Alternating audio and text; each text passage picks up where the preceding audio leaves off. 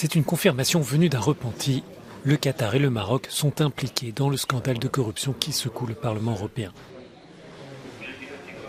L'avocat de Pier Antonio Panzeri, l'ancien eurodéputé au centre de l'affaire, précise que l'accord conclu avec la justice belge réduira la peine de l'accusé, mais il espère que cela sera aussi pris en compte pour sa femme et sa fille. L'élu italien reconnaît sa participation à un scandale de trafic d'influence.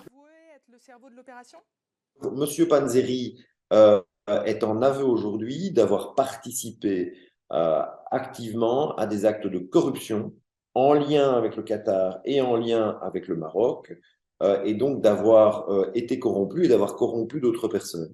Et il accepte le terme de dirigeant de l'organisation criminelle. Ça ne veut pas dire qu'il est le seul dirigeant, ça veut dire que c'est au moins un des dirigeants d'une organisation qui avait pour objectif notamment de corrompre des personnes. Son épouse et sa fille sont actuellement en train de faire appel pour l'extradition entre l'Italie et la Belgique. A-t-il fait mention de son épouse et sa fille? Est-ce qu'elles font partie de l'accord ou pas du tout?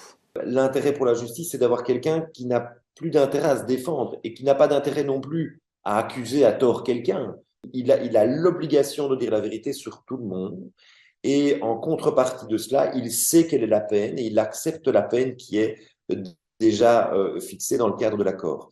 Mais ce qui est important pour lui, c'est de pouvoir se libérer, de pouvoir parler de manière plus aisée et de savoir à quoi s'attendre déjà maintenant et d'espérer, parce qu'il collabore, qu'il y ait aussi, c'est vrai, pour sa famille, pour sa femme et pour sa fille, qui font l'objet de procédures pénales en Belgique, qu'il y ait aussi mais une certaine bienveillance de la part du ministère public. C'est ce qu'il espère.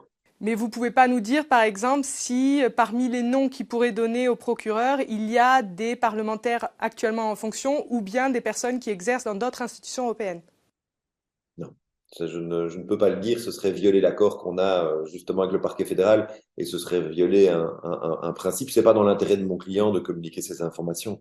Nous, on communique dans son intérêt et par rapport à la voix qu'il veut porter aujourd'hui, mais on ne communique pas sur des éléments qu'il communiquera à la justice pour la justice. Maître Kenech, je vous remercie beaucoup pour votre temps. Je vous en prie.